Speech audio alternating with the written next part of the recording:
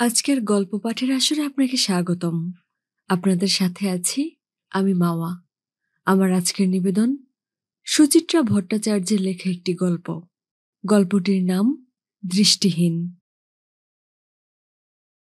আমার বাবা মারা গিয়েছিলেন একা একা। শেষ সময়ে তার বিছানার পাশে আমরা কেউই ছিলাম না। যদিও মা ছাড়া আমরা সকলেই তখন হাসপাতালে। দাদা, ছোটদা, দিদি, আরও অনেকে, আমিও। মারা যাওয়ার ঠিক ৯ দিন আগে বাবাকে হাসপাতালে ভর্তি করা হয়।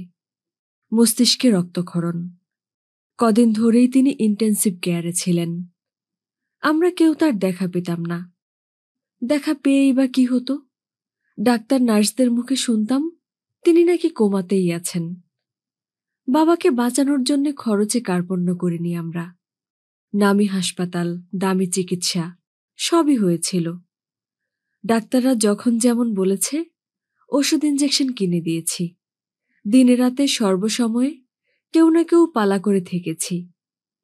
বাবার চিকিৎসায় যেন সামান্যতম ত্রুটি না হয় সেদিকে আমাদের সতর্ক নজর ছিল। আমরা কাজের মানুষ, প্রত্যেকেরই সুবিধে অসুবিধে আছে। সেগুলো সামলে সুমলে 4 ভাই বোন একসঙ্গে মিলতাম বিকেলে। ভিজিটিং আওয়ারের পর 4 জনই বড় ডাক্তারের সঙ্গে কথা বলতাম। তিনি খুব একটা আশা দেননি। তবু যেন মনে হতো এতদিন যখন কেটে গেছে বাবা হয়তো এ যাত্রা বেঁচে গেলেন। বাড়ি ফিরে মাকে রোজকার সংবাদ দিতাম আমরা। মা সচরাচর কিছু বলতো না, শুধু শুনত নীরবে। বাবা হাসপাতালে যাওয়ার পর থেকেই কেমন যেন থম মেরে গিয়েছিল আমাদের স্বল্পভাষী মা। বাবা টিকলেন না, মারাই গেলেন এক চৈত্রের বিকেলে। নামে চৈত্র মাস হলেও দিনটা ছিল খুব গুমোট, গরম। শেষ বসন্তে যে একটা এলোমেলো বাতাস বয় তার কোনো চিহ্নই ছিল না কোথাও। শুকনো পাতারা উঠছিল না। শহরের সমস্ত গাছ নিস্পন্দ। হাসপাতালের পুকুরের জলেও তরঙ্গ ছিল না এতটুকু। সবকিছুর মধ্যেই ছিল এক মৃত্যুর পূর্বাভাস। আমরা অবশ্য তেমন কিছু লক্ষ্য করিনি। লক্ষ্য করার তখন অবকাশই বা কোথায়? অন্তত আমার। সেদিন দুপুর থেকেই আমার নিঃশ্বাসের কষ্ট শুরু হয়। বিকেল নাগাদ বেশ বেড়ে যায় চাপ। কষ্টটা নতুন কিছু নয়, তখন প্রায়ই হতো। কোনো ঋতু একটু চড়া হলেই ওই রোগ ছিল আমার নিত্যসঙ্গী। সে কিবা শীত, কিবা গ্রীষ্ম, কিবা বর্ষা। গুমুট হলেও নিঃশ্বাসে টান। ঘোর বর্ষায় দম আটকে আসে। ঠান্ডা হাওয়া চললেও ভালো করে শ্বাস নিতে পারি না। কড়া গন্ধ আমার শত্রু। ধুলোবালি বিভীষিকা। যে কোনো মানসিক উদ্যোগই আমার ফুসফুসের সমন। এই চেনা কষ্ট যে এক আসন্ন মৃত্যুর সংকেত, আমি তা বুঝব কেমন করে? সিঁড়িতে বসে তখন হাঁপাচ্ছি আমি। দাদা দিদিরা এলোমেলো কথা ছেড়ে আমাকে নিয়ে ব্যস্ত হয়ে পড়ল। দিদি বলল, তোর তো ব্যাগে ট্যাবলেট আছে, একটা খেয়ে নে না। ছোটদা বলল, জল এনে দেব? বড় বৌদি বলল, তোমার কাছে স্প্রে থাকে না, মুখে একটু টেনে নাও। ছোট বৌদি বলল, ওকে একটু চা এনে দাও, গরম চা খেলে এখন আরাম হবে। আমার অস্বস্তি হচ্ছিল। আমি আর খুকিটি নেই। 29 বছর বয়স হয়েছে আমার। চাকরি বাকরি করি। নিজের ভাবনায় নিজেই ভাবা আমার প্রকৃতি। তাছাড়া হাসপাতালে বসে আমাকে নিয়ে বিব্রত হয়ে ওঠাও ঠিক পছন্দ হচ্ছিল না আমার। হাত তুলে দুদিকে মাথা নাড়লাম। কিচ্ছু লাগবে না। জামাইবাবু তবু কোত্থেকে ছুটে এক ভাঁড় চা নিয়ে এসেছে, খেতেই হবে। ভাঁড় হাতে নিয়ে সবে চুমুক দিয়েছি, তখনই ডাকটা এলো। মৃত্যুদূতের মতো কে যেন হাঁকছে, ICU 17, ICU 17, পেশেন্টের বাড়ির লোক কেউ আছেন? আমাদের বাবা চিত্তপ্রিয় রায় যে ICU 17 হয়ে গেছেন সেটা বুঝতে কয়েক সেকেন্ড সময় লেগেছিল আমাদের। দাদা হঠাৎ সিগারেট ফেলে লাফিয়ে উঠল, আমাদের ডাকছে বাবা। হুড়মুড় করে ছুটল সবাই। চেষ্টা করেও আমি উঠতে পারলাম না কিছুতেই। বুকের ভেতর তখন আমার আস্ত পাহাড়ের ভার। শ্বাসকষ্টে চোখ ঠেলে বেরিয়ে আসছে। সামনে শুধু চাপ চাপ ধোঁয়া। বাবাকে দেখতে যাব কি? মনে হচ্ছিল আমিই বুঝি তক্ষুনি মরে যাব। কতক্ষণ এ অবস্থা চলেছিল মনে নেই, বড়জোর আরো মিনিট খানেক। তারপরেই চাপ ভাবটা সরতে লাগলো। ধীরে ধীরে ঝিমিয়ে এলো শরীর। অদ্ভুত এক ঘোরের মধ্যে দেখতে পেলাম নত মুখে নেমে আসছে দিদি দাদারা। আমার সামনে এসে দাঁড়িয়ে রইল স্থানবৎ। দাদা নিচু স্বরে অনেকটা টেলিগ্রাফিক মেসেজ শেষ হওয়ার ভঙ্গিতে বলল, ওভার। কে যেন প্রশ্ন করল, বোধহয় আমার মাসতুতো ভাই। টাইমটা নোট করেছ? আমরা পৌঁছানোর আগেই ওরা বলল 5:07। ছোটদা ক্ষুব্ধ স্বরে বলল, আমাদের আর একটু আগে ডাকতে পারতো। মৃত্যুর আগে বাবার কি একবারও জ্ঞান ফিরেছিল? বাবা কি খুঁজেছিলেন আমাদের? দিদি কাঁদছিল, বড় বৌদি, ছোট বৌদিরাও। দাদা সিগারেট ধরাতে গিয়ে কয়েকটা কাঠি নষ্ট করল। চোখের কোল মুছল আঙুল দিয়ে। এখানে দাঁড়িয়ে কান্নাকাটি করো না, বাড়ি গিয়ে মাকে খবর দাও, আমরা বডি নিয়ে আসছি। মা খুব শান্তভাবেই গ্রহণ করেছিল দুঃসংবাদটা। যেন জানতই বাবা আর ফিরবে না। যেন এই কদিন ধরে একটা এলেবেলে যুদ্ধের মহড়া দিচ্ছিলাম আমরা, অমোঘ নিয়তির সঙ্গে। কিছুক্ষণ স্থির থেকে বলল, এবার তাহলে তোমাদের শেষ কর্তব্যগুলো সেরে ফেলো। মা চিরকালই শক্তপোক্ত মানুষ, নিজেকে প্রকাশ করে না সহজে। তা বলে বাবার মৃত্যুতেও এত নিরুত্তাপ, এত সমাহিত। নিজেকে দেখেও খুব আশ্চর্য হচ্ছিলাম আমি।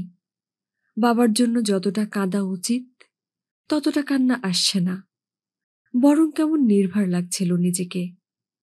সেই যে ভয়ঙ্কর টানটা হাসপাতালে উঠেছিল, সেটা যেন কোন ম্যাজিকে উধাও। সামান্য চাপ ভাব একটা ছিল বটে, তবে তা তেমন কিছু নয়। অথচ আমি ট্যাবলেটও খাইনি, স্প্রেও নেইনি, বাতাসে গোমট ভাবও কমেনি এতটুকু। কেন এমন হয়েছিল? মেয়েরা সাধারণত শ্মশানে যায় না, যেতে চায়ও না, কিন্তু আমি গেলাম। দিদি গেল না, বৌদিরাও কেউ গেল না।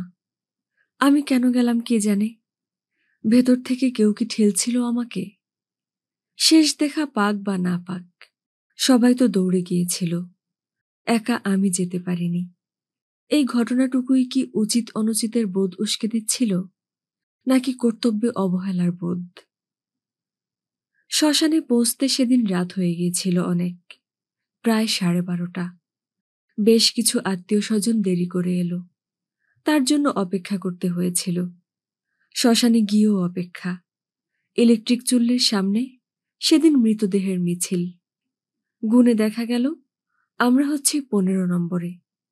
যত তাড়াতাড়ি হোক, ঘন্টা 6 আগে বাবা চুল্লিতে ঢোকার সুযোগ পাবেন না। হাল হকিকত বুঝে দাদাই তুলল কথাটা। আমার মনে হয় এখানে আমাদের অপেক্ষা করার কোনোই মানে হয় না। আমরা দাদার কথা ঠিক ধরতে পারিনি। ছোটদা জিজ্ঞাসা করল, তাহলে কি করব? পাশেই তো কাঠের চুল্লি ফাঁকা পড়ে আছে, আমরা বাবাকে কাঠেও পোড়াতে পারি। গত 9 দিনে 5 রাত জাগার পালা পড়েছিল ছোটদার। কালো জেগেছিল হাসপাতালে। সে খুব একটা ভাবার সময় নিল না, বলল, কাঠে পোড়ানোই তো ভালো, মোর ট্র্যাডিশনাল। বাবা মাঝে মাঝে বলতো না, আমাকে তোরা কাঠেই দিস, চুল্লিতে ঢুকলে আমার দম বন্ধ হয়ে যাবে। আমি বাবার দেহটি ছুঁয়ে বসেছিলাম। এক ঝলক দেখলাম বাবাকে। মরার পরেও দম বন্ধ হওয়ার ভয়। বাবার মাথাতেই এসব আসত বটে। দাদা জিজ্ঞাসা করল, কিরে পুতুল, তুই কি বলিস? অন্যমনস্কভাবে বলে দিলাম, তোমরা যা ভালো বোঝো করো। প্রচুর চন্দন কাঠে চিতা সাজানো হলো। জামাইবাবু অনেকটা ঘি কিনে এনেছিল, সবটুকু মাখিয়ে দেওয়া হলো বাবাকে। যথাযথ শাস্ত্রবিধি মেনে চিতা প্রদক্ষিণ করল দাদা। বাবার মুখে আগুন ছুঁয়ে দিল। চিতা জ্বলে উঠল দাউ দাউ। বাবা পুড়তে শুরু করলেন। বাবা নিঃশেষ হতে শুরু করলেন। তখনই একটা বাতাস উঠল, ঝোড়ো ঠান্ডা। সারাদিনের ভ্যাপসা গরম ফুঁড়ে ছুটে এলো এক দামাল কালবৈশাখী। রক্তবর্ণ আকাশ ফালা হয়ে গেল নীল বিদ্যুতের চাবুকে। ঝমাঝম বৃষ্টি নামল। ঝড়ের আকস্মিকতায় হকচকিয়ে গেছি আমরা। শ্মশানেই একটা পাকা শেড ছিল। প্রতিবর্ত ক্রিয়ায় পলকে ছুটে গেছি তার নিচে, নিজেদের মাথা বাঁচাতে। মুহূর্ত পরেই হুঁশ ফিরল। বাবা একা। মুহূর্তেই ছুটে গেছি বাবার কাছে। দাদারাও এসেছে পিছন পিছন। চিত অবধি পৌঁছানো হলো না, তার আগেই শিউরে উঠেছি আমরা। যা দেখছি তা কি সত্যি? জল পড়ে চিতা প্রায় নিভু নিভু। ধিকি ধিকি আগুনের মধ্যিখানে খাড়া উঠে বসে আছেন বাবা। শরীরের প্রায় কিছুই পড়েনি তখনও। এখানে ওখানে কিছু ঝলসে যাওয়ার দাগ। একমাত্র চোখ দুটো গলে গেছে। চোখের জায়গায় দুটো বড় বড় গর্ত, ঠিক যেন এক অন্ধ মানুষ। বাবা কোনোদিনই খুব একটা চক্ষুষ্মান ছিলেন না, সফলও না। বরং তাকে মোটামুটিভাবে সাংসারিক দৃষ্টিহীন এক আদর্শ বিফল মানুষ বলা যায়। চাকরি করতেন খুব সাধারণ। সারা জীবন খেটে খুঁটে কনিষ্ঠ কেরানি থেকে বড়বাবু হয়েছিলেন, এইটুকুনি তার সাফল্য। অফিসের ছেলে ছোকরারা তাকে নিয়ে হাসাহাসি করত, বলতো, চিত্তদার মাথায় হাত বুলিয়ে দিব্যি সব কাজ করিয়ে নেওয়া যায়। গাধার খাটুনি খেটে ধন্য হয়ে যায় চিত্তদা। সত্যি, চাকুরি নিয়ে বাবার মধ্যে কখনো কোনো ক্ষোভ দেখিনি। অফিসের কর্তা ব্যক্তিরা বাবার পরিশ্রমের কোনো মূল্য দেয়নি, তাই নিয়েও বাবার কোনো হিলদোল ছিল না। বাবা শুধু কাজ করেই সন্তুষ্ট। বাবার এই অল্পে সন্তুষ্টি আমাদের পছন্দ ছিল না। ছেলেবেলাটা আমাদের বেশ অনটনে কেটেছে, হয়তো সেই জন্যই।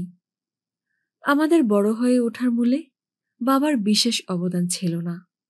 মাই আমাদের সংসারের শক্ত খুঁটি। বাবার সামান্য আয়ে কি নিপুণ হাতে মেপে ঝুপে সংসার চালাতো মা। মার সঙ্গে বাবার সব বিষয়ে ঘোরতর অমিল। আমাদের মা প্রকৃত সুন্দরী। বাবাকে চেষ্টা করেও সুদর্শন বলা কঠিন। মার গানের গলাটি চমৎকার। বাবার কণ্ঠে সুরের রেশটি ছিল না। মা বলতো, মূর্তিমান অসুর। মার সেলাইয়ের হাতটি কি অসাধারণ। শিল্পীর আঁচড়ে আগে কাপড়ে ছবি এঁকে নিত মা, তারপর রং মিলিয়ে সুতোর কাজে ভরাট করত ছবি। দেখে মনে হতো যেখানে যে রংটি মানায় সেখানে ঠিক সেই রংটি পছন্দ করেছে মা। আর বাবা, তিনি তো ভালো করে রঙই চিনতেন না। মেরুন, মেজেন্টা, রানী সবই বাবার চোখে এক, লাল। মাঝে মাঝে বড় বিস্ময় জাগে, কি করে বাবার সঙ্গে মার বিয়েটা হয়েছিল। খুব গরিব ঘরের মেয়ে ছিল মা, সেই জন্যই কি? কিন্তু বাবাও তো এমন কিছু রাজা বাদশা ছিলেন না। শুনেছি দাদু, মানে আমার মার বাবা নাকি একবার এক দুর্ঘটনায় আহত হন। বাবাই নাকি তাকে রাস্তা থেকে তুলে হাসপাতালে নিয়ে যান। বাবার দৌলতেই সেবার প্রাণে বেঁচে যান দাদু। তিনি হাসপাতাল থেকে ফেরার বছরখানেকের মধ্যেই মা বাবার বিয়েটা ঘটেছিল, সম্ভবত দাদুর আগ্রহেই। মা কি মন থেকে মেনে নিতে পেরেছিল বিয়েটা, কে জানে। তবে লক্ষ্য করেছি বাবার প্রতি মার চিরকালই একটা নাকুচু ভাব ছিল, শীতল ঔদাসীন্য।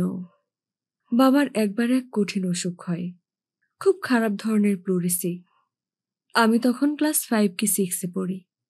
আমাদের কাউকে তখন বাবার ঘরে ঢুকতে দিত না মা। বাবা আমাদের চুপি চুপি ডাকলেও মা ঠিক দেখতে পেয়ে যেত, ঘর থেকে টেনে বার করে নিত সঙ্গে সঙ্গে। বাবার থালা আলাদা, গ্লাস আলাদা। বাবা তখন বলতে গেলে প্রায় অচ্ছুত।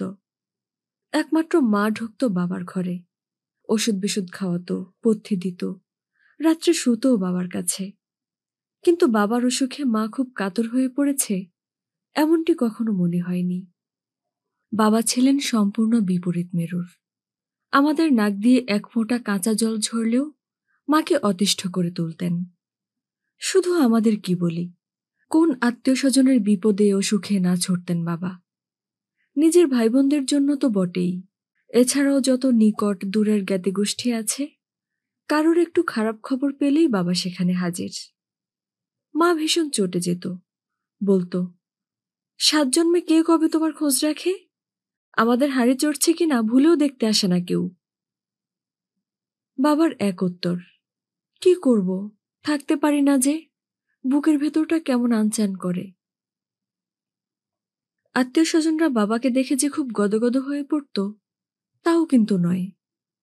একবার তো মেজ কাকার বাড়িতে বাবা যথেষ্ট অপমানিত হয়েছিলেন। ভাইজির খুব কাশি হয়েছে শুনে কোথায় কোন ঝোপ ঘেটে গাদাখানেক বাসক পাতা ছিঁড়ে নিয়ে গিয়েছিলেন। সেই পাতার রস খেয়ে কাকার মেয়ের গলা ফুলে ঢোল। পাতায় বোধহয় বিষাক্ত কিছু লেগেছিল। কাকিমার মুখে 5 কথা শুনে বাড়ি এসে মুখ চুন করে বসেছিলেন বাবা। মা বলেছিল, ঠিক হয়েছে, যাও, আরো যাও, গায়ে মানে না আপনি মোড়ল। বাবার মুখ কাচুমাচু। আমি ওদের কাজের মেয়েটাকে পাতা ধুয়ে বাটতে বলেছিলাম, সে যদি ভুল করে। থামো তো, ওদের কি ওষুধ কিনে খাওয়ার পয়সা নেই? তুমি পাতা গেলাতে গেছো। বাবার মুখে নির্ভেজাল হাসি। নেড়ির গলা একটু ফুলেছে, কিন্তু সত্যিই কাশিটা চলে গেছে গো। কাশতে কাশতে গলা চিরে গিয়েছিল বেচারির। তো এই ছিলেন আমাদের বাবা, যেচে অন্যের দায় নিজের ঘাড়ে নেওয়া, অকারণ উদ্বেগে আকুল, শিল্প সৌন্দর্য বিষয়ে রসকসবিহীন এক মাটো মানুষ। কত ঘটনা যে আছে বাবার, বলতে গেলে মহাভারত হয়ে যায়। কত পারিবারিক প্রলয় ঘটে গেছে বাবার জন্য। মারা যাওয়ার মাস 4 আগে কি কাণ্ডটাই না হলো। ছোটদার ছেলের সামান্য জ্বর, তেমন কিছুই না, ওরকম জ্বরজারি বাচ্চাদের হয়ই। বাবা ভীষণ ব্যস্ত হয়ে পড়লেন। দিনের বেলা টুটুলের মাথার কাছে বসে আছেন, ঠিক আছে, রাত্রিরেও যা শুরু করলেন, আধ ঘন্টা অন্তর ছোটদাদের দরজায় টোকা দিচ্ছেন। বাচ্চু, টুটুল ঘুমুলো? এই বাচ্চু, একবার থার্মোমিটার দিয়ে জ্বরটা দেখ। বাচ্চু, টুটুল কাশলো কেন? সিরাপটা একটু খাইয়ে দে না। একই শীতের রাত, বারবার লেপ ছেড়ে উঠতে হচ্ছে। তার উপর বাবার প্যানপ্যানানিতে ছোটদা ছোট বৌদি ধৈর্যের শেষ সীমায়। শেষমেশ ছোটদা বলে উঠল, আহ বাবা, বিরক্ত করো না তো। টুটুল তোমার ছেলে নয়, আমাদের ছেলে। ওর ভাবনা আমাদেরই ভাবতে দাও। ছোট বৌদি ছ্যাড় শুনিয়ে দিল, সাধে কি দাদারা কেটেছে এখান থেকে? এই আদরের অত্যাচার আর সহ্য হয় না। মা কোনোদিন বাবার পক্ষ নেয় না। সেদিন ছোট বৌদির খোঁটায় দুম করে খেপে গেল। তোমাদের না পোষায় তোমরাও চলে যাও, কে আটকে রেখেছে? এক কথা থেকে 2 কথা, 2 কথা থেকে 4 কথা। ছোট বৌদি পরদিনই ছেলে নিয়ে সোজা বাপের বাড়ি। তিনি না ফেরা পর্যন্ত ছোটদারও মুখ এতখানি। বাড়ির লোকের সঙ্গে টোটাল নন কোঅপারেশন। আমি তখন বাবাকে বলেছিলাম, কি এক একটা কাণ্ড করে বসো বলো তো, যে মান খোয়াতে তোমার ভালো লাগে? বাবার কোনো তাপ নেই। বললেন, ওদের কথা গায়ে মাখলে চলে? রাগের মাথায় কি বলতে কি বলেছে, রাগ পড়লেই সব ঠিক হয়ে যাবে। তোমার শিক্ষা হবে না বাবা। দাদার মতো ছোটদাও যখন মানে মানে সরে পড়বে, তখন টেরটি পাবে। কি যে তোরা বলিস, বাবলু কি শখ করে এ বাড়ি থেকে চলে গেছে? নেহাত অফিসের কোয়ার্টারে না গেলে নয়, তাই না? আমার আর বোঝানোর প্রবৃত্তি হয়নি। দাদা বৌদি যে পৃথক হবে বলেই চলে গেছে, অফিসের কোয়ার্টার পাওয়াটা একটা ক্যামোফ্লেজ, এ কথা বাবার মাথায় কোনোদিনই ঢুকেনি। দাদার চলে যাওয়াতে আমি অবশ্য তেমন দোষ দেখি না। দাদার যেরকম বড় চাকরি, যে ধরনের মানুষের সঙ্গে দাদার ওঠা বসা, ক্লাব পার্টি, এ বাড়িতে থেকে সেটা মানাতো না। তাও কি দাদা বাবার হাত থেকে ছাড়ান পেয়েছিল? দিব্যি কর্তাগিন্নি মনের মতো করে আলাদা হয়েছে। সেখানেও প্রতিদিন সকাল না হতে গিয়ে বসে আছেন বাবা। এটা ঝাড়ছেন, ওটা পরিষ্কার করছেন, এই শোকেসের পুতুল ওই ক্যাবিনেটের মাথায় তুলছেন, যেন ওটা বাবার নিজেরই ফ্ল্যাট। দাদা বাড়িতে পার্টি দিল, সেখানেও হংসের মধ্যে বকজথা হয়ে বসে আছেন বাবা। অফিসের লোকদের সামনে দুমদাম বেফাঁস মন্তব্য করে বসছেন। বাবলুটা আমার কমজোরি, ওকে যেন বেশি খাটাবেন না। অত মদ খাচ্ছেন কেন, মাতাল হয়ে যাবেন যে। দাদা তো খেপে মেপে এসে মাকেই শাসিয়ে গেল, বাবার যদি ও বাড়ি যাওয়া বন্ধ না করো তাহলে কিন্তু আমরা মুখের উপর দরজা বন্ধ করে দেব। সে এক বিদিকিচ্ছিরি পরিস্থিতি। দিদির সংসারও কম কেচ্ছা করে এসেছেন বাবা। দিদির শাশুড়িটার 8 বছর আগে সেরিব্রাল হয়েছিল। তারপর থেকে তিনি 24 ঘন্টাই বিছানায়। হাত নড়ে না, পা নড়ে না, পাশ ফিরতে গেলেও ফিরিয়ে দিতে হয়। কিন্তু মুখের কমতি নেই বুড়ির। বেড প্যান দিতে 15 সেকেন্ড দেরি হলে গালাগালির চোটে দিদির ভূত ভাগিয়ে দেবেন, অথচ তার সবকিছু করতে হবে দিদিকেই। আয়া একটা রাখা আছে, তাকে দিয়ে চলবে না। ওই শাশুড়ির পিছনে খাটতে খাটতে দিদির এনিমিয়া হয়ে গেল। মুখ শুনতে শুনতে প্রেশার লো। জামাইবাবু ভীষণ মাতৃভক্ত, সে মায়ের বিরুদ্ধে কোনো অভিযোগই শোনে না। বাবা গিয়ে ঝপ করে একদিন তাকে বলে এলো, তোমাদের আমি মেয়ে দিয়েছি বিপ্লব, ঝি দেইনি। তোমার মা তো মরবিনি, তার সঙ্গে আমার মেয়েটাকে মারছ কেন? জামাইবাবুর সঙ্গে দিদির এই লাগে তো সেই লাগে। বাড়ি বয়ে এসে কেঁদে গেল দিদি। মা, বাবাকে থামাও, এমনিতেই প্রচুর অশান্তির মধ্যে আছি, তার উপর উটকো ঝগড়া আর ভালো লাগে না। বাবাকে থামানো কি সহজ কথা? বাবার স্নেহের রথ ছুটবেই। এক অদ্ভুত বাস্তববোধহীন কাছাখোলা মানুষ ছিলেন বাবা। বাবাকে দেখে আমরা লজ্জাই পেয়েছি চিরকাল। তার দৃষ্টিহীনতায় আমাদের মাথা হেঁট থেকেছে। তাকে দেখেই আমরা শিখেছি কিরকম হলে জীবনে ব্যর্থ হয় মানুষ, আর কি রকমটি না হলে এই দুনিয়ায় প্রাপ্তিযোগের কমতি থাকে না। আমরা কি চূড়ান্ত সফল? জানি না, তবে বাবার মতো হেলাফেলার বস্তুও নই। পড়াশোনায় আমরা ভালোই ছিলাম। দাদা ইঞ্জিনিয়ারিং করে মাল্টিন্যাশনাল কোম্পানির উঁচুতলার চাকুরে, ছোটদা অ্যাপ্লাইড কেমিস্ট্রিতে এমএসসি, নিজের কেমিক্যালসের কারখানা আছে, চালু ব্যবসা। আমাদের মধ্যে দিদি মার গলাটি পেয়েছিল, গানও শিখেছে মন প্রাণ দিয়ে। এক জলসায় দিদির গান শুনে মুগ্ধ হয়েছিল জামাইবাবু। পাত্র হিসেবে জামাইবাবু এ ক্লাস, চার্টার্ড অ্যাকাউন্ট্যান্ট, নিজেরই ছোট ফার্ম, গাড়ি আছে, ফ্ল্যাটও। আমি কলেজে পড়াই, বিয়ে করিনি। আমার বিয়ে না করার কারণটা কেউ স্পষ্ট জানে না। সকলের ধারণা ওই বেয়ারা হাঁপানির টানটার জন্যই বিয়েতে আমার অনীহা। সেরকমই আমি বলতাম কি না? এছাড়া বলি বা কি? জগৎশুদ্ধ লোককে কি বলে বেড়াই শৈবাল নামের এক বোকা ছেলে আমার অহংকারেই আত্মহত্যা করেছে? হুল্লোড়বাজ অপদার্থ ছেলেটা যদি একতরফা আমার প্রেমে পড়ে, সে কি আমার দোষ? প্রথম থেকেই তো আমি তাকে বুঝিয়ে দিয়েছিলাম, তোমার লিমিট কেরানিগিরি। ইউনিভার্সিটির সেরা মেয়েটির দিকে চোখ তুলে তাকানো তোমার শোভা পায় না। শৈবাল শুনল কই? অবুঝপনা করত, বিরক্ত করত। তুমি রিফিউজ করলে আমি বিষ খাবো, রেল লাইনে গলা দেব। রাগ করে বলেছিলাম, সেটাও অন্তত করে দেখাও। সত্যি সত্যি করে দেখিয়ে দিল। উল্টোডাঙার কাছে রেল লাইনে দুয়াতখানা হয়ে পড়ে রইল শৈবাল, পকেটে চিরকুট। কেউ দায়ী নয়, কিছুটি জানতে পারল না কেউ। আমার দিকে আঙুলও তুলল না। শুধু আমার ফুসফুসটা কেমন কমজোরি হয়ে গেল। সর্বনাশা রোগ বাসা বাঁধল শরীরে। কতবার নিজেকে বলেছি, একটা নিপাট মূর্খের জন্য কষ্ট পাওয়ার কোনো যুক্তি নেই।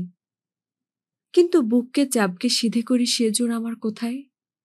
নিজে নিজেই পড়ি আমি, নিজের মধ্যেই রচনা করি এক অকারণ যন্ত্রণার বৃত্ত। একমাত্র বাবাই কি আন্দাজ করেছিলেন কিছু? না হলে মৃত্যুর বছর 3 আগে কেন হঠাৎ বললেন, রোগটা তোর কি করে এলো রে পুতুল? এ কষ্ট তো আগে ছিল না তোর, আমাদের বংশেও তো কারো এ রোগ নেই।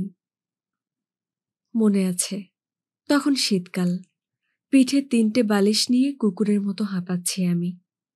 হিমকণা জমাট বেঁধেছে বুকে। অজান্তেই জল ঝরছে চোখ বেয়ে। তবু প্রাণপণে হাসার চেষ্টা করেছিলাম। শহরে যা পলিউশন, এ অসুখ এখন ঘরে ঘরে। বাবা আমাকে দেখছিলেন, হাত বুলিয়ে দিচ্ছিলেন মাথায়। কেউ যেন শুনতে না পায় এমন নিচু স্বরে বললেন, মনের কষ্ট চেপে রাখিস না পুতুল, উগরে দে। বাবা কি জেনেছিলেন কিছু, না নিছকই অনুমান? অনুমান না অনুভব? আমার অন্ধ বাবার কি তৃতীয় নয়ন ছিল? বাবার শ্রাদ্ধ শান্তি হয়েছিল খুব ঘটা করে। আমরা 4 উপযুক্ত ছেলে মেয়ে প্রচুর খরচা করেছিলাম শ্রাদ্ধে। চারদিকে যত আত্মীয় পরিচিত আছে সব্বাইকে বলেছিলাম। সে প্রায় 100-5 মতো হবে। নিয়মভঙ্গের দিনও 150 পাত পড়েছে। ক্যাটারার দিয়ে মাছ, মাংস, পোলাও, মিষ্টি, সে এক এলাহি আয়োজন। সবশেষে বাবা যা যা খেতে ভালোবাসতেন সব একটা থালায় সাজিয়ে ছাদে রেখে আসা হয়েছিল। সচক্ষে দেখেছি, কাকের পাল এসে খেয়ে গেল সবটুকু। বাবা তৃপ্ত হলেন, আমরাও। কিছুদিন পর থেকে কয়েকটা ঘটনা ঘটতে শুরু করল। ঘটনা ঠিক নয়, হয়তো এগুলো হওয়ারই ছিল, কিন্তু এমনভাবে ঘটতে লাগলো আমরা নজর না করে পারলাম না।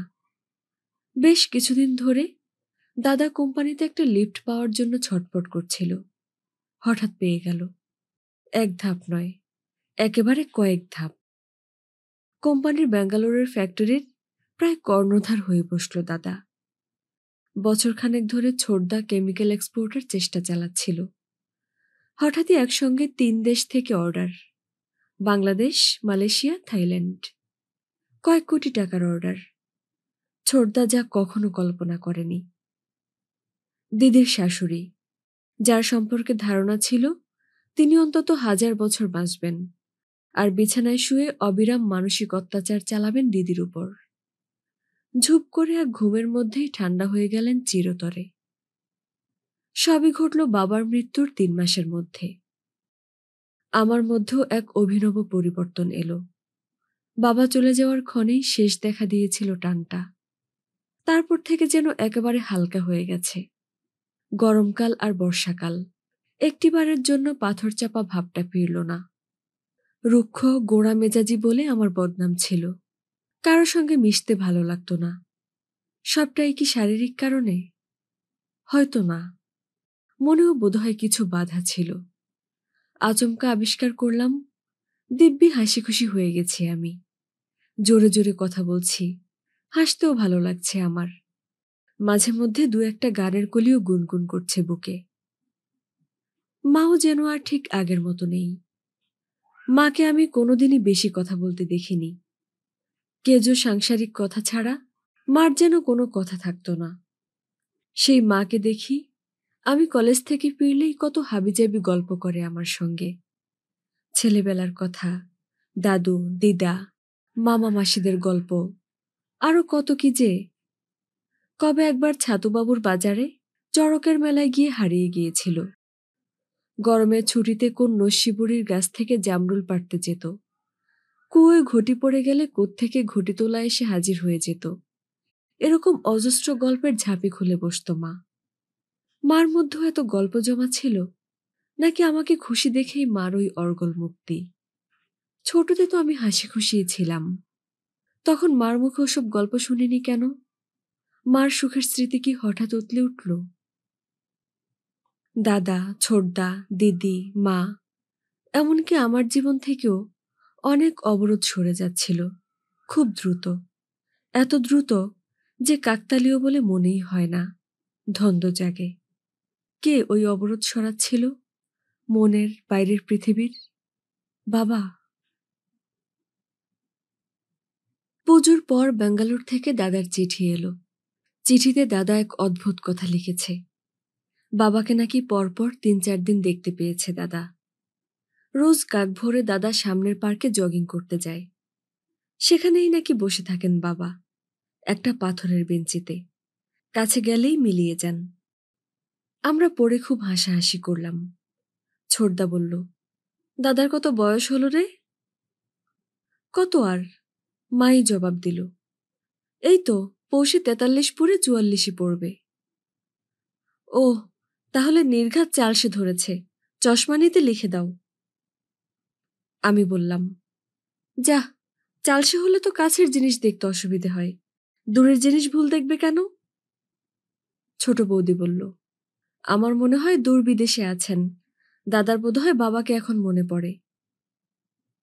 টুটুল ৭ বছরেই সর্বজ্ঞ। সে বলল, তোমরা কিচ্ছু জানো না, এই সময়ে ভোরে খুব কুয়াশা থাকে, জেঠু কি দেখতে কি দেখেছে। ব্যাপারটা হাসি ঠাট্টাতেই ধামাচাপা পড়ে গেল। ৭ দিন যেতে না যেতে দিদি একদিন হাঁপাতে হাঁপাতে উদয় হলো বাড়িতে। কি কাণ্ড, পরশুদিন নিউ মার্কেট থেকে বাজার করে বেরোচ্ছি, হঠাৎ দেখি বাবা উল্টো দিকের ফুটপাতে দাঁড়িয়ে আছে। আমি তো ভাবলাম মনের ভুল, হয়তো বাবার মতো দেখতে অন্য কেউ। আমি যখন রাস্তা পেরোচ্ছি তখনও বাবা ওখানে দাঁড়িয়েছিল। আমি চোখ টিপলাম, তুই আজকাল জামাইবাবুর দেখা দেখি চুমুক টুমুক দিচ্ছিস নাকি? না রে, আজকেও দেখলাম মিতুনকে নাচের স্কুলে দিয়ে ফিরছি, দেখি ঢাকুরিয়া ব্রিজ দিয়ে হেঁটে আসছে বাবা আমার দিকে, খুব কাছে এসে হঠাৎ উবে গেল। হাসতে হাসতে বললাম, জামাইবাবুকে বলেছিস? কি বলবো, বাবার কথা ও তো হেসে উড়িয়ে দেবে। আমি দিদির কাঁধে চিমটি কাটলাম, তোর তো কপাল ভালো রে, বাবাকে দেখেছিস, ভাগ্যিস তোর শাশুড়ি দেখা দেননি। মা চুপ করে শুনছিল, কিছু বলল না। রাত্রে ছোটদাকে শোনালাম গল্পটা। ছোটদা আগের বারের মতো হাসল না, বরং খানিকটা গম্ভীরই হয়ে গেল। বলল, আমি তোদের একটা কথা বলিনি পুতুল, বাবাকে আমিও দেখেছি বেশ কয়েকবার। একদিন ট্রামের পাদানিতে দাঁড়িয়েছিল, আমি সিট থেকে উঠে এগিয়ে যেতেই ভ্যানিশ। একদিন এসপ্ল্যানেডে দেখলাম, মনোহর দাস তরাগের পাশে গম্বুজগুলো আছে না, তার নিচে দাঁড়িয়ে আমাকেই দেখছিল। পাশে ২-৩টে ছেলে দাঁড়িয়ে কথা বলছে, তারা কিন্তু কেউ বুঝতে পারছে না ওখানে আরেকটা মানুষ আছে। ছোট বৌদিও চিন্তিত। হ্যাঁ, তোমার ছোটদা কদিন ধরে ঘুমোতে পারছে না, বলতে বারণ করেছিল, তাই বলিনি। কি করা যায় বলো তো? আমি কিছু ভেবে পাচ্ছিলাম না, বুকের ভেতরটা কেমন যেন শিরশির করছিল। এরা যা বলছে তা কি কখনো সত্যি হতে পারে? এতগুলো লোক একসঙ্গে হেলুসিনেশন দেখবে কি করে? কলেজ খোলার পরদিনই আমার পালা এসে গেল। ছুটির পর কলেজের ফাঁকা করিডোর দিয়ে হেঁটে আসছি। বাইরের বাগানে স্পষ্ট দেখতে পেলাম বাবাকে। একটা গাঁদা গাছের পাশে একটু ঝুঁকে দাঁড়িয়ে আছেন, পরনে ধুতি আর ফুলহাতা শার্ট, যেমনটি নিত্যই থাকতেন। ঠোঁট দুটো অল্প ফাঁক হয়ে আছে বাবার, যেন কিছু বলছেন। আমি কয়েক মুহূর্ত নিশ্চল, বুকটা ধড়াস ধড়াস করছে। চমকটুকু কাটিয়ে পলকে ছুটে গেছি বাগানের দিকে। নেই, কোথাও কেউ নেই। কুড়িভরা গাঁদা ফুলের গাছ শুধু দুলছে হাওয়ায়। কলেজ থেকে ফিরেই মাকে কথাটা বললাম। মা যেন কেমন অন্যমনস্ক হয়ে গেল। বেশ কিছুক্ষণ নীরব থেকে ভাঙা ভাঙা গলায় বলল, আমি জানি সে আমাদের ছেড়ে যায়নি। তুমিও কি দেখেছ নাকি? না, মা মাথা নাড়ল।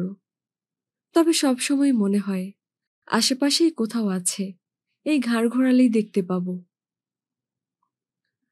পরদিন সন্ধ্যাবেলা দিদিকে ডেকে জরুরি মিটিং বসলো একটা। আমরা কেউই আমাদের চোখের দেখাটাকে পুরোপুরি বিশ্বাস করছি না, কিন্তু আমাদের সকলেরই মনে হচ্ছে বাবা যেন কিছু বলতে চান। যদি সত্যি আত্মা বলে কিছু থাকে, তাহলে তো তার কথা আমাদের শোনা উচিত। আমরা শেষ মুহূর্তে বাবার কাছে কেউ পৌঁছাতে পারিনি। নিশ্চয়ই বাবা খুঁজেছিলেন আমাদের, হয়তো বাবার কিছু বলার ছিল। অনেক ভেবেচিন্তে দাদাকে টেলিফোন করলাম, কি করা যায়। দাদা তেমন সদুত্তর দিতে পারল না। বলল, তোরা যা করবি তাতে আমিও আছি, আমারও বড় অস্বস্তি হচ্ছে রে। কয়েক মাস দোলাচলে কাটল। ঘনিষ্ঠ ২-৪ জনের সঙ্গে আলোচনা করা হলো। এক একজন এক এক রকম পরামর্শ দেয়। কেউ বলে গয়ায় গিয়ে পিণ্ডি দিয়ে এসো। কেউ বলে, বাড়িতে শান্তি সস্তায়ন করো, হোমযজ্ঞের ঠেলায় অতৃপ্ত আত্মা পালাতে পথ পাবে না। গোটা ব্যাপারটাকে উপেক্ষাও করতে বলল কেউ কেউ। তাদের মতে সময় গেলে মন স্থির হবে, তখন নিজেরাই আমাদের মনের ভুল বুঝতে পারব। কোনো পরামর্শই আমাদের ঠিক পছন্দ হচ্ছিল না। যেমনই আলাভোলা মেঠো মানুষ হন বাবা, তাকে কি ভূত বলে ভাবা যায়? আরও কিছুদিন কাটল। ধীরে ধীরে বাবার দর্শন পাওয়ার হারটাও কমে আসছিল। 10 দিন 15 দিন অন্তর হঠাৎ হয়তো কেউ একজন দেখতে পায় বাবাকে, মেট্রো রেলের স্টেশনে, লেকের পাড়ে, চৌরাস্তার মোড়ে। বাবার বাৎসরিকের দিন 20 আগে ছোটদা একটা কথা তুলল। ছোটদার বন্ধুর কে এক মামা আছেন, তিনি নাকি সরাসরি আত্মার সঙ্গে কথা বলিয়ে দেন। টাকা পয়সার কোনো ব্যাপার নেই, তিনি নাকি সাধু সন্ন্যাসীও নন। এ নাকি তার এক বিচিত্র খেয়াল। ছোটদার কয়েকজন বন্ধুও নাকি ওই ভদ্রলোকের মাধ্যমে আত্মার সঙ্গে কথা বলেছে। যদি আমরা চাই, ছোটদা তাহলে আমাদের পারিবারিক ঘটনা নিয়ে ভদ্রলোকের সঙ্গে আলোচনা করবে। দিদি তো খুবই রাজি, আমিও নিমরাজি হয়ে গেলাম। মাও বিশেষ আপত্তি করল না। ছোটদা ভদ্রলোকের সঙ্গে কথা বলে এলো। ভদ্রলোক বললেন তিনি আসবেন বাবার বাৎসরিকের দিন রাত্রিবেলা। আমাদের সব ভাই বোন আর মাকে উপস্থিত থাকতে হবে। দাদাকে জানানো হলো। অধীর আগ্রহে বাৎসরিকের দিনটার প্রতীক্ষায় রইলাম আমরা। দিন যায়, বুক কাঁপে, বুক কাঁপে, দিন যায়। কি বলার আছে বাবার? বাৎসরিকে প্রাণ ছিল না, কোনোভাবে নমনম করে শেষ হলো কাজটা। আমাদের বুক গুড়গুড় করছিল। অতি সহজ কাজেও ভুল হয়ে যাচ্ছিল বারবার। পিণ্ডদানের সময় দাদার তো স্পষ্টতই হাত কাঁপছিল। সামান্য কজন ঘনিষ্ঠ আত্মীয় ছাড়া কাউকে নিমন্ত্রণ করিনি এবার। তারা সবাই খাওয়া দাওয়া করে চলে যেতেই আমরা টান টান অপেক্ষা করছি সন্ধ্যার। সন্ধ্যা এলো, গড়িয়ে গড়িয়ে পার হচ্ছে, যেন ভয় পাচ্ছে এগোতে। 8:30 নাগাদ ভদ্রলোক এলেন। সুপুরি গাছের মতো লম্বা চেহারা, রিজু কৃশ। দেখে বোঝা যায় গায়ের রং একসময় টকটকে ফর্সা ছিল, এখন তামাটে। বয়স বছর 60 কিংবা তার কিছু বেশি। চোখ দুটো ভীষণ তীক্ষ্ণ, ঈগল নয়ন। আমাদের সঙ্গে নিয়ে মার ঘরের দরজা বন্ধ করলেন ভদ্রলোক। নিজে মেঝেতে বসলেন, আমাদেরও বসতে বললেন ভূমিতে। ঝোলা ব্যাগ থেকে একটা বাটির প্রদীপ বার করে সামনে রাখলেন, সঙ্গে 1 শিশি রেড়ির তেল, খানিকটা তুলো। প্রদীপে তেল ঢেলে তুলোর সলতে পাকাচ্ছেন। এ কেমন প্ল্যানচেট! তেপায়া টেবিল নেই, মোমবাতি নেই। ভদ্রলোক মুখ তুলছেন না, কি যেন বিড়বিড় করছেন। প্রদীপের দিকে দৃষ্টি রেখে বললেন, ঘরের আলো নিভিয়ে দিন, পাখা বন্ধ করুন। আলো নিভতেই অন্ধকার ঝেঁপে এলো। ছমছম আধারে মার গা ঘেঁষে বসেছি আমরা, দাদা, ছোটদা, দিদি, আমি। ভদ্রলোক প্রদীপ জ্বালালেন। শিখা একটু একটু করে উজ্জ্বল, কাঁপতে কাঁপতে স্থির হলো এক সময়। প্রদীপের শীর্ণ আলোয় চেনা ঘরটাকেও কেমন রহস্যময় লাগছিল। দেওয়ালে প্রকাণ্ড প্রকাণ্ড ছায়া, ছায়ামূর্তিগুলো কি আমরাই? ভদ্রলোকের ভারী স্বর শোনা গেল, আপনারা প্রদীপে দৃষ্টি নিবদ্ধ করুন। পীতবর্ণ শিখা দেখছি আমরা, বিভ্রম জাগছে চোখে। শিখা কি রং বদলাচ্ছে? এই তো হলুদ ছিল, এই নীল, নাকি লাল? জলদ গম্ভীর স্বর বাজল আবার, দেখছেন? সমস্বরে বললাম, দেখছি। এবার আপনারা তার মুখ স্মরণে আনুন, ওই শিখাতেই দৃষ্টি রেখে। বাবার মুখ মনে করার চেষ্টা করছি। কি আশ্চর্য, কোনো মুখই মনে আসে না কেন? শৈশবের দেখা মুখ নয়, কৈশোরের নয়, যৌবনেরও নয়। প্রাণপণে মনোসংযোগের চেষ্টা করলাম, কিছুই স্মরণে আসে না। চুরি করে দেওয়ালের দিকে তাকালাম। ও হরি, বাবার ছবিটা তো আজ বাৎসরিকের জন্যে বাইরের ঘরে নিয়ে যাওয়া হয়েছে। ছবিটা যেন কেমন ভাঙা ভাঙা চোয়াল, চশমা পরা চোখ, চুল পাট পাট করে আঁচড়ানো। কিন্তু বাবার মুখটা কোথায় গেল? যত ভাবার চেষ্টা করি অন্য মুখ ফুটে ওঠে, শৈবাল। কেমন যেন সংশয় হলো। ঝট করে একবার দিদি দাদাদের দেখে নিলাম। তাদের চোখের মনিও ইতিউতি ঘুরছে। দিদির সঙ্গে চোখাচোখি হয়ে গেল। সঙ্গে সঙ্গে দুজনেই আবার চোখ রেখেছে শিখায়। ভদ্রলোক বললেন, আপনারা নিষ্ঠার সঙ্গে চিত্তপ্রিয় বাবুর মুখ মনে করছেন তো? সত্যি বলতে সংকোচ হলো। বললাম, হ্যাঁ। কথাটা যেন কোরাসে বেজে উঠল। আবছায়া মাখা ঘরে মাথা ঘুরছে বারবার। একমাত্র মাই নির্বাক, যেন সমাধিস্থ। এবার তাহলে আপনাদের কাছে আসবেন তিনি, কথা বলবেন। সময় যাচ্ছে, সময় বয়ে যাচ্ছে। কতক্ষণ বসে আছি আমরা? 10 মিনিট, 20 মিনিট, অনন্তকাল। কিছুই দেখতে পাচ্ছি না। পাচ্ছি, দুটো চোখ গলে বেরিয়ে এসেছে কোটর থেকে। চোখের জায়গায় দুটো গর্ত, কুচকুচে কালো, নিবিড় অন্ধকারের মতো কালো। ভদ্রলোকের মুখমণ্ডল ক্রমশ কঠিন হচ্ছিল। চোয়ালে চোয়াল ঘষছেন, নিঃশ্বাস ফেলছেন ঘন ঘন। কেমন যেন নির্দয় দেখাচ্ছিল তাকে। একসময় গমগমে স্বরে বলে উঠলেন, আপনারা মিথ্যে কথা বলছেন, আপনারা আমার সময় নষ্ট করছেন। আমরা নিরুত্তর। পাথরে ঘা খেয়ে ফিরে গেল কথাটা। হাতের ঝাপটায় প্রদীপ নিভিয়ে দিলেন ভদ্রলোক। নিকষ কালিমায় ছেয়ে গেল ঘর। যেন ঘর নয়, কয়লাখনির ভয়ঙ্কর খাদান। কালো অন্ধকার গর্জে উঠল। চিত্তপ্রিয়বাবু আসবেন না, তিনি আপনাদের মধ্যে তো ছিলেনই না কোনোদিন। দাদা মিনমিন করে বলল, তাহলে আমরা তাকে দেখি কি করে? চোখ আর কতটুকু দেখে? দেখে তো মন। মনকে জিজ্ঞাসা করুন, উত্তর পেয়ে যাবেন। অলৌকিক বাতাসের মতো ঘর ছেড়ে বেরিয়ে গেলেন ভদ্রলোক। আমরা নিথর বসে আছি, মাও। চৈত্রের তাপে ঘামছি দরদর। আলো জ্বালাতে ভয় পাচ্ছিলাম আমরা। যদি পরস্পরের মুখ দেখে ফেলি, যদি ধরা পড়ে যাই। ক্রমশ একটা শব্দ শোনা গেল, কান্নার। ফুপিয়ে ফুপিয়ে কাঁদছে মা। ফ্যাসফ্যাসে একটা আওয়াজ বেরোচ্ছিল মার গলা দিয়ে। অস্ফুটে কি যেন বলছিল মা, আমরা শুনতে পাইনি। আমাদেরও চোখ ভিজে যাচ্ছিল। বাবাকে আমরা আদৌ দেখিনি কখনো, মৃত্যুর আগেও না, পরেও না। যা দেখেছি তা এক নির্জন ভালোবাসার অলীক ছায়া। আমরা কষ্ট পাচ্ছিলাম।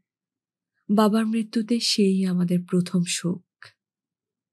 বাবা শুধু একা একাই মারা যাননি, বাবা বেঁচেও ছিলেন বড় একা। আজকের গল্প এই পর্যন্তই। ভালো লাগলে অবশ্যই আমাদের চ্যানেলটি সাবস্ক্রাইব করতে ভুলবেন না। আর অবশ্যই নিজে ভালো থাকুন এবং আশপাশের মানুষদের যত্ন নিন। টাটা।